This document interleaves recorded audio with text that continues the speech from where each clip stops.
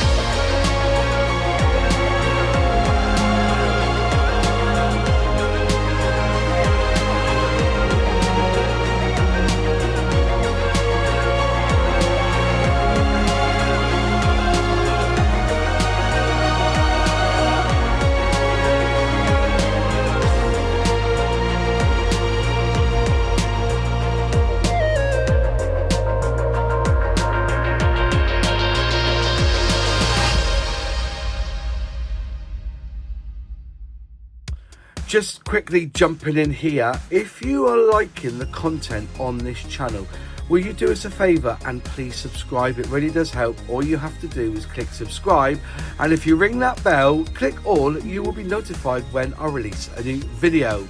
If you can also like the video, that helps as well. Anyway, let's get back to this catalogue.